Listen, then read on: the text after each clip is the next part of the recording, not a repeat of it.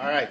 Hello, this is Paul Glumaz again with the LaRouche movement, and we are now on the 18th day of the 18th year of July 2018, and this is being brought to you by General Welfare Presents. Well, the world changed in one way, but then went into a tizzy in the other way. What happened was, you all know, you probably all saw the press conference between Vladimir Putin and President Trump. And they spent 2 hours and 20 minutes in a private discussion, and they basically established a framework for continuing a dialogue and continuing a relationship. They set up 3 working groups. One is on counterterrorism, the other is on the cyber warfare issue, and the third is on the bringing various academic and retired professional, retired intelligence, retired diplomats together to have discussions across the ways. And also they're now exchanging national security, having discussions between their national security apparatus. Now, the important thing is this, is that the vector and direction of things was towards nuclear war. That has been the policy. Preemptive nuclear war. This is what Brennan was about. This is what Ashton Carter was about. This is what Obama was about. This is what the British are about. And this trajectory towards nuclear war is going in that direction whether you like it or not, because Russia and China aren't going to submit to the New World Order. They're not going to submit to the what Fukuyama calls the end of history, where you have one system of neoliberal economics, which sucks, and no nations. You know, you have open borders, you have free drugs, or you got to pay for them, and you have you have like the Roman Empire, anything goes, from Tierra del Fuego to Nome, Alaska, to Siberia, down to the Horn of Africa. The whole world is just one big cesspool of degeneracy, and no nations. And whoever climbs to the top of the heap is the king, and whoever doesn't, is not. It's winners and losers. About 0.1% are the winners, and the rest are the losers. That's the world that these guys had in mind, neoliberal. And so you spend your whole life dreaming of becoming someone or becoming something. And only maybe 1% make it to becoming something. You spend your whole life dreaming becoming a superstar, or a sports superstar, or a business person, or what have you. And everyone's clawing over everybody to get there, and the whole world is collapsing because there's no real economic development going on. It's all it's all dog eat dog, who's on top, who's on bottom, and all of that. That's not the world you people want to live in. That's not the world you can raise a family in. But that's the world that we were supposed to get, our values, or the neoliberal values, there's a few that make it, there's the people that have better genes than the others, that kind of thing. That's the world we were looking at. And the Russians rejected it. The Chinese rejected it. Now most of the world is rejecting it around the Belt and Road. And so the U.S. as part of the empire, as part of this Wall Street, City of London, or City of London with the Junior Wall Street arrangement, we're heading the world into that nuclear situation. And Donald Trump ran his campaign for president on saying, getting along with Russia is a good thing, not a bad thing. He ran on all these wars, cost us trillions of dollars, didn't do any good. It just created a massive refugee problem and massive death. What do we gain from it? We can't even build a bridge. We can't even build a tunnel here. We can't even build anything because we got a very screwed up system. So this is why Donald Trump got elected. So he finally met with Vladimir Putin in an actual summit, and he gave a press conference.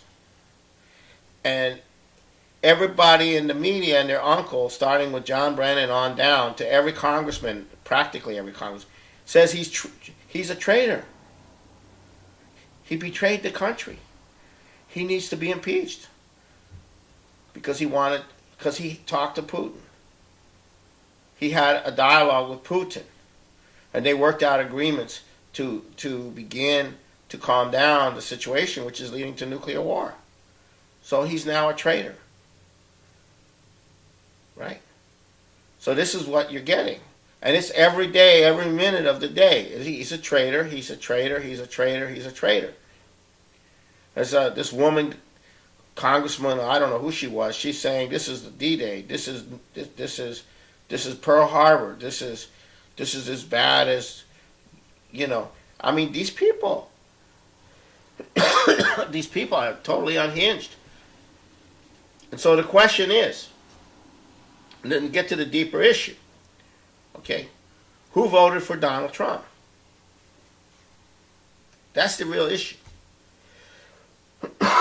Who voted for Donald Trump?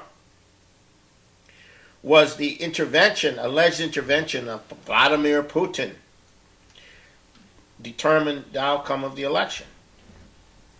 Well, that narrative, if that narrative is believed by enough people, then that means Donald Trump is not the legitimate president of the United States. And he needs to be ousted in some kind of coup. Because if Vladimir Putin had an impact on the election, and that was what made Donald Trump president, then Donald Trump is not the legitimately elected president of the United States. So this whole Russian narrative is not just about a witch hunt. It's challenging the legitimacy. It's challenging the legitimacy of the presidency. Not just of Donald Trump himself, but also the legitimacy of the voters who voted for Donald Trump. Okay? Now, the other narrative is that people were sick and tired of everything, and a significant portion of those people decided they had enough, and they voted for Donald Trump. And most of those people were Democrats, which happens to be true. And that narrative means that we have a constitution, and people responded to the situation by exercising their constitutional right to vote, and they elected Donald Trump. And if you subscribe to that narrative, then and that's a narrative that people accept, then we will continue to have at least a semblance of a constitutional republic. But if you accept the other narrative, that Russia, Putin, the bad guys, rigged the election and intervened in the election, and they just go on and on and on about the intervention and the intervention. And there was no intervention. There was no intervention. Hillary had billions and billions of dollars. You want to talk about an intervention? But it's just hammering away at people, this narrative. And this is what's at stake. Are you going to accept the legitimacy of the elected, the election, and people who voted for Trump, or are you going to nullify that? That's the issue, and that's the issue that has not been decided yet. That's still ongoing, and in less than 100 days, there will be midterm U.S. congressional elections, and the voters will have another chance to express themselves in that election. And so this is largely why Donald Trump, in my view, has not acted to fire Mueller, to fire Sessions, to fire Rosenstein, because there's an election coming. The other reason he's not firing them is he doesn't have anybody really that he wants to take their place, that he can trust that will carry out the job. And the other reason is that he wants to maintain the possibility of being able to do this at a later date. So this saga goes on, and it's really depending upon how an individual in our society looks at the world, how they actually see things, how they actually see the world. Do they see the world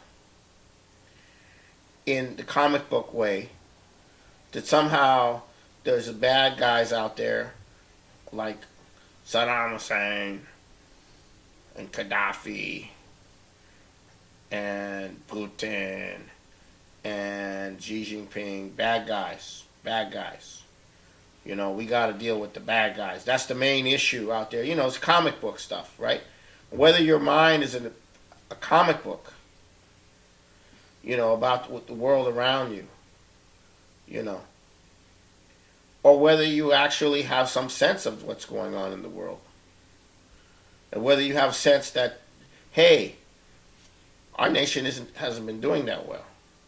Now, there are signs that the economy is picking up, that there is some economic activity increasing. But there's also signs that the whole financial system is going to be coming down, too. So, why did Trump have to do this meeting with Putin? Well, to try to stop the drift towards a nuclear war, because Russia is not going to submit to this international financial world order. And these guys are hungry. They want to rape China and Russia right now. They want to rape the world because they're bankrupt. They need to rape. And they want to break every country down. They've been doing that. But now there's a massive resistance. And the only reason that resistance is increasing is because Russia has nuclear weapons. And Russia demonstrated its resolve in Syria by providing the air support to allow the Syrian government to come back from a situation which they almost led to terrorists taking over Syria. So this is what we're dealing with. So, but on a deeper scale, there's a deeper problem. China's financial system is not based on speculation. It's based on investment in infrastructure and productive activity. That's their system. In the West, Wall Street and the City of London, their system is based on freedom of financial speculation. You know, speculating on stocks, speculating on interest rates, speculating on currency, speculating on everything. I mean, how many of you out there know that 98% of all the currency transactions, dollar currency transactions, are speculative? They are not connected to any physical movement of goods. 98%. And you know how much that is a day? That's $4 trillion a day is tied up in currency speculation. When there was a fixed exchange system prior to 71, you didn't have any money, hardly any money tied up in currency speculation, because the currencies were fixed to one another.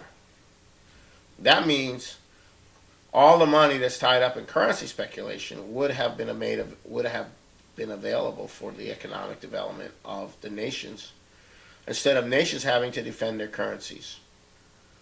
You know, that's what the central banks do these days. They defend their currencies. They spend massive amounts of funds that they create or tax from their people to defend the currencies, when they should be putting the money into development. That's the whole issue with Russia. They have to defend the ruble from the speculators. So their people, so they had created a fund from the oil. A fund for what? For defending the ruble, defending Russia from currency speculation. Tied up $500 billion or $250 billion in this currency fund to defend against the speculators, when those funds could have gone to build up Russia. You talk about being screwed by an international financial system. The same with China, to some degree. But they did better. And Japan too. Everybody has to have a fund to defend their currency. The market. Let the markets rule. Let the markets decide. Right? So you get George Soros and a bunch of speculators, and they go to the major banks and they borrow, $500 billion of short-term whatever, and they smash a currency. Right? And that's your punishment for not obeying the neoliberal order. You want to build your country up? You want to defy us? Well, we will crush your currency. That's what's been going on all this time. And finally, these countries have had enough of it. And now they're flocking to China and to the Belt and Road.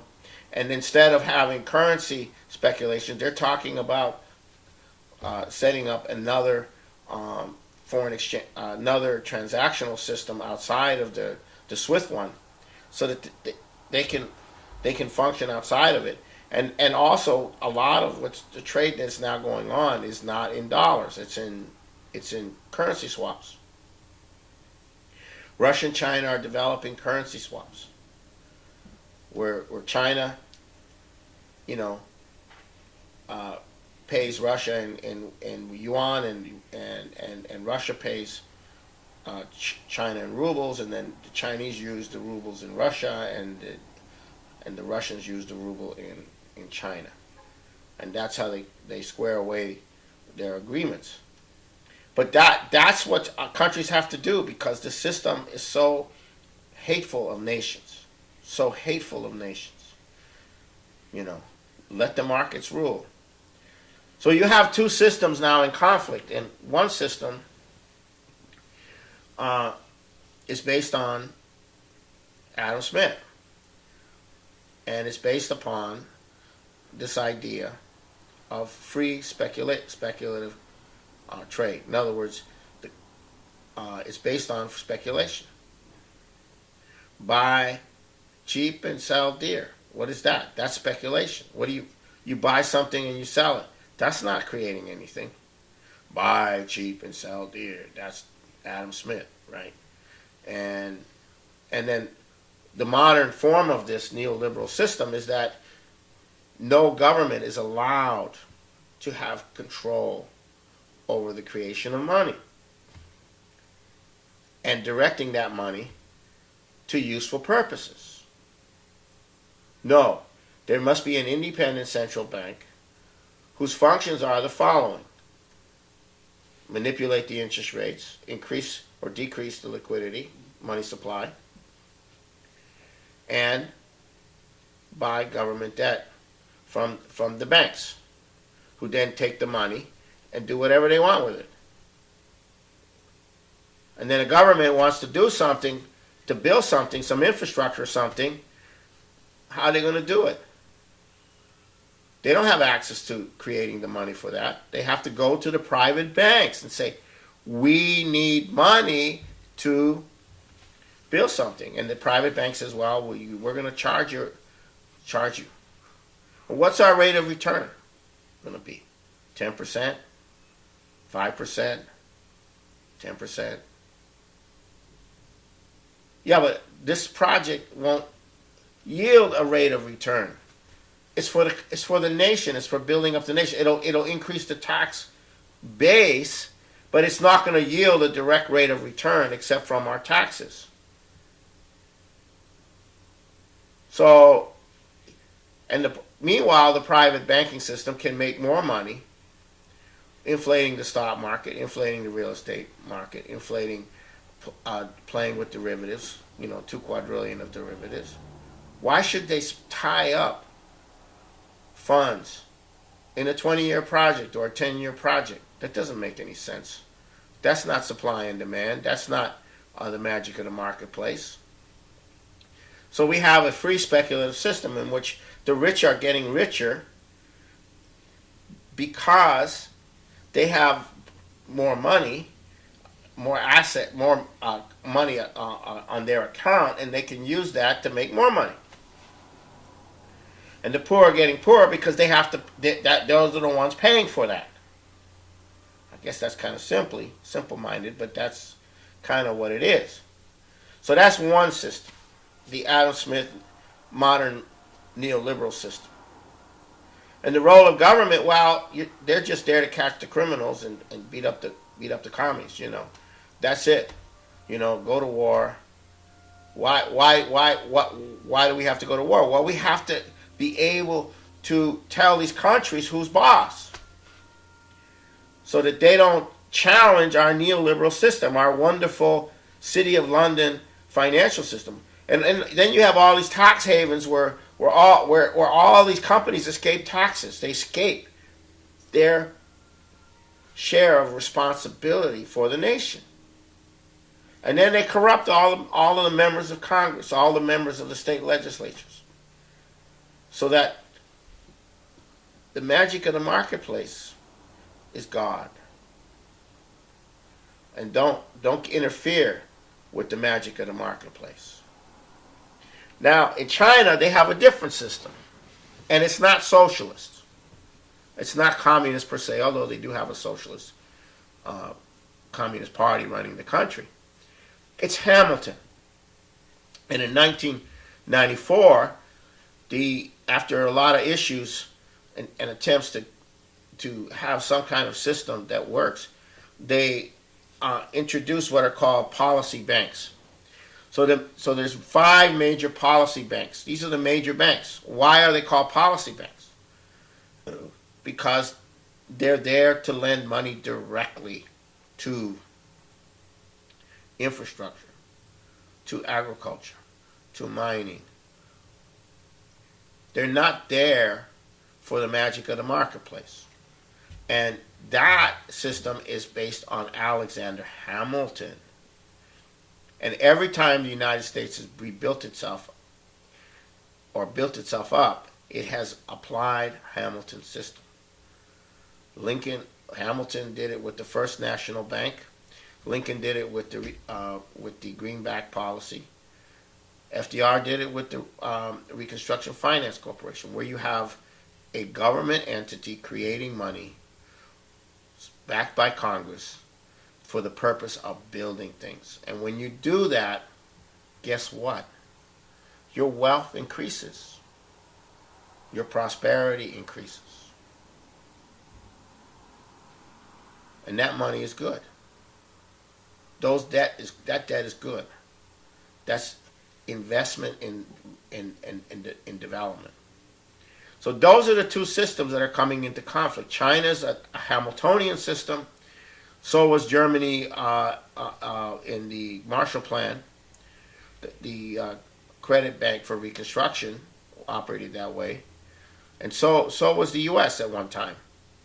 But we are no longer that. We have a special relationship between the United States and Britain, which is the core of the empire, but it's not between the government of Great Britain and the government of the United States. It's between it's the City of London, which is the largest financial center of the world, and London and Wall Street. And the whole issue about the Brexit, is it going to be a hard Brexit or a soft Brexit, is that the City of London doesn't want to lose its power over Europe, its financial power over Europe. A hard Brexit means that it won't be able to operate in the same way in Europe, and they will lose a lot of their influence. And so that's the difference between a hard Brexit and a soft Brexit. Theresa May wants a soft Brexit. Boris Johnson wants a hard Brexit. So does Donald Trump, for good reason. Because right now, the special relationship between the United States and the United Kingdom, which is what we're talking about, is the core of the empire, and it's the core of policy. But you can't solve any problems that way. What has to happen is Donald Trump and Putin and Xi Jinping and Modi of India, they're going to have to sit down and work out a new monetary system. Because the one we are in now has been bankrupt since 2008. We are living in a bankrupt monetary system, a bankrupt financial system that's on life support from the central banks. And the only reason it hasn't been put to sleep is because the political power rests with the bankruptees. These people are not powerful. They're bankrupt. But they have the political power. But that political power is increasingly on the wane and is being challenged. And that's what the Putin summit is about. It's about challenging the political power of Wall Street and the City of London.